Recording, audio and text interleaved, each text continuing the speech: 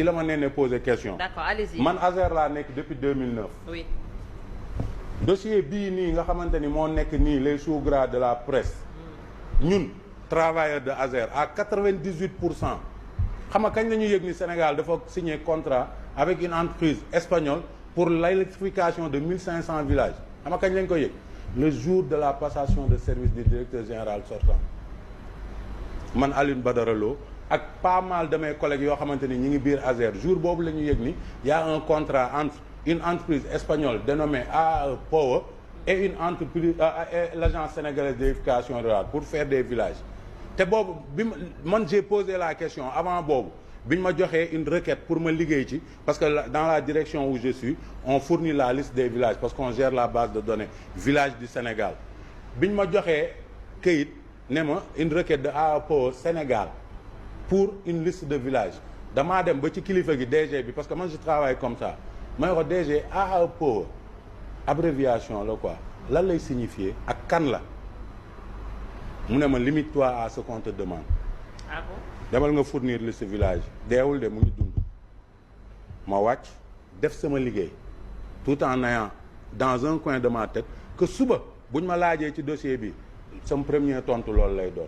le contrat a été signé avant l'alternance les fonds ont été libérés avant l'alternance DG Jean-Michel Sène bi mu ñëwee jël service ci jour boobu. allez-y. c'est-à-dire les autres contrats là avant bii. est-ce que dañ ko daan exposé conseil d'administration ou bien est-ce que le personnel était informé avant. conseil d'administration c'est autre chose parce que foofu ñemewoo def dara ci kër te yéegaloo ko conseil d'administration en tant qu'ancien administrateur. Non, en fait il veut dire ndax yeneen contrat yi ñu doon signé. yeneen contrat bi ñun dañ ko doon yëg en tant que travailleur. par quel canal. dañu doon def ay kick-off meeting dañu doon def ay préparation dañu doon ñëw ñun la direction des études et de la planification ñu xamal ñu jox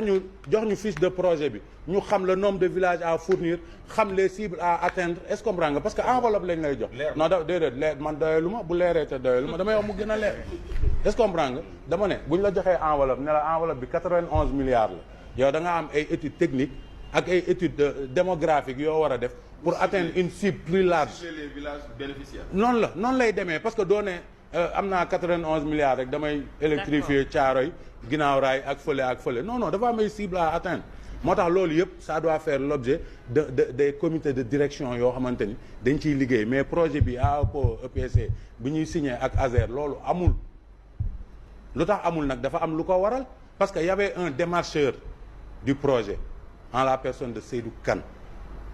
moom moo dem ba créer la société AAPO Sénégal en février 2024 loolu yëpp il faut ñu koy bind di jàpp date yi en février 2024 la AAPO Sénégal juddu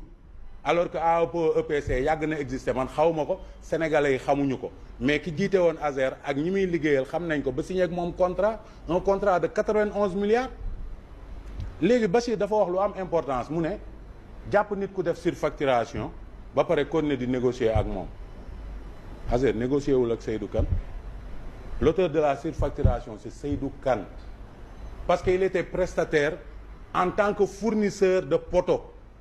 ci biir projet bi maanaam marché bi lépp lu jëm ci fourniture de poteaux Seydou Kane moo la ñu joxoon prérogative boobu ci connexion bi mu am wala entente bi mu am ak AAPO EPC ñoom ñoo ko ne ci pàcc projet bi loolu lañ la sant yow yaa gérer affaire fourniture de poteaux Seydou Kane mooy defar boot espagnol yi ñoo ko wax loolu espagnol yi ñoom ñoo ko wax loolu de waaw parce que sénégalais yi ba léegi Azer bi ñu signé contrat bi ak AAPO EPC moom mooy suñu interlocuteur de espagnol ya mooy suñu interlocuteur ñun Seydou Kane du suñu interlocuteur Seydou Kane tey jii ñëpp ñi toog di ko défendre du kenn kuy génne benn document bu lié Seydou Kane ak Azer li leen mën a li fi nga xamante ni mën nga fa teg sa baaraam ne fii am na fu ñu bind AAPO EPC AAPO Sénégal Azer mooy xam nga lan benn mémorandum benn entente bu ñu am entre AAPO EPC ñëw na nee na DG Azer bi fa nekkoon man de jël naa Omar muy AAPO Sénégal pour bu ñuy def contrat bi moom moo may jox ay poteaux en béton mémorandum boobu kan la lié tey jii bu fekkee contrat bi lié AAPO EPC ak AAPO Sénégal amatul est-ce que mémorandum boobu mën na ko ne def fois dafa am nag processus bu daw ba nga xamante ni diggante bi lié woon AEPO EPC ak Seydou Kane AEPO Sénégal loolu dafa yàqu. c'est pas de la faute de Azer c'est pas de la faute du gouvernement du Sénégal ñaari nit yu déggoo pour liggéey la man Sey Omar ma sekk ak yow deal nga ñëw bëgg ma dóor ci biir deal boobu ma dem ba xam ni yow da nga ma bëggoon dóor ma am preuve bi téye ci sama loxo est-ce que je suis forcé de continuer à travailler avec toi Seydou Kane li mu def mooy déjà par rapport à la surfacturation des poteaux je pense que le DG de Azer est sorti hier et a montré des chiffres parce que man ñi ma gis ñiy wax ci Azer yëpp doo gis kenn ku ciy permettre sax mu def nii document pour ñu def capture d'écran wax nañ ma dégg naa est-ce que poser question à insigner ak wax lu la wóorul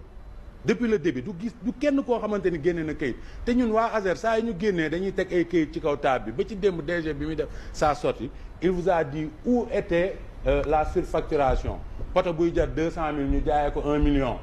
poto buy jar lii ñu jaayee ko ñu bëgg ko jëndee lii poto buy jar lii ñu bëgg ko jëndee lii mu ne loolu marché bi yëpp mënuma toog fii nii sans les documents pour wax la ñaata poto la mais biñ ko évaluer loolu noonu li mu surfacturé ci poto yi wala mën nañ ko tuddee sax surestimation parce que jotul jàll biñ ko évaluer c'était une enveloppe de 15 milliards 900 et quelques millions mais loolu la ñu jël ñu traduire ko en village supplémentaire mais Azer ba léegi continuer wul di wax ak ki defoon surfacturation de parce que Azer waxul ak Seydou Kane AEPO EPC parce que signé wul ak moom contrat du wax ak moom pourquoi mu war a wax ak moom Seydou Kane c'est un homme d'affaires qui est entré dans un business pour se faire de l'argent la façon dont bi mu ko noon dandar defee jaarul yoon am ku ñëw xale bu ndaw ñëw gis ko léegi beneen question bi ñuy posé mooy ñi taxaw fii di wax ak Seydou Kane yëpp muy yenn journalistes yi yenn chroniqueurs yi taxaw di waxal Seydou Kane ba ci yenn benn député bi commencé temps yi yëpp di wax ci moom ñoom nañu wax ana Seydou Kane Seydou Kane du dëgg tànkam Sénégal. Pourquoi? Parce que justice mu ngi koy seet. Ah bon? Oui. ma ne man maa la ko wax yow kan man maa la ko wax ma ne Seydou Kane du dëgg tànkam Sénégal parce que justice mu ngi koy seet li mu utiliser ay faux documents administratifs dem di ci dóori un espagnol loolu mu ngi ci loxo justice mu ngi koy wër. Seydou Kane mandat d'arrêt contre lui. Non, il n'y a pas un mandat d'arrêt. Il a été convoqué pour une comparution. C'est juste une convocation. bi ñu ko convoqué pour une comparution la daw Sénégal ba léegi dëggul tànkam Sénégal. Maintenant disparition. waaw 36 milliards yi c'est de l'argent qui a été décaissé par l'ancien directeur général, l'ancien ministre de l'économie et des finances, l'ancien directeur du budget ak ñooñu fi nekkoon nga xamante ni ñoo gérer finance au Sénégal ñoom ñoo def décaissement yooyu sur 2 titres benn sur avance de démarrage beneen sur avance sur travaux xawma engagé dépense engagée tey jii fi ñu war a jaajëfale Jean-Michel Sène te gis ni dafa bëgg a intérêt Sénégal projet bi Bachir mu ngi wax mu ne projet bi démarré wu mais loolu amul projet bi démarré na man Azer laay liggéey c'est une information que je vais te donner tey jii fi mu toll nii on l'a Je ne le savais pas. ah waaw tu ne le savais pas Je savais pas. d'accord naa ci ak yow Bachir parce que yow xam naa la Voilà. man Vélingara am naa fa ay mbokk de Waaw. xam naa nitu Vélingara ni ñu mel seen intégrité ak lépp xam naa Merci beaucoup. c'est je te jette pas de fleurs nag Merci. dama la ne travaux yi mu ngi dem tey jii on avait fait une phase pilote de 40 villages pour évaluer le temps bi nga xamante ni moom la ñu mën a imposer les entreprises qui exécutent le marché Très pour bien. wax leen ci temps boobu lañ ko bëgg a am D'accord. tey jii au niveau de Ziguinchor au niveau de Mbour au niveau de Kaolack au niveau de des 14 régions am na ay villages pilotes yoo xamante ni tey samp nañu poto yi ñi ngi tirer lignes yi te incha allah en fin juin Très on bien. va faire la mise en service de ces villages là kon projet bi mu ngi dox Très bien. Alors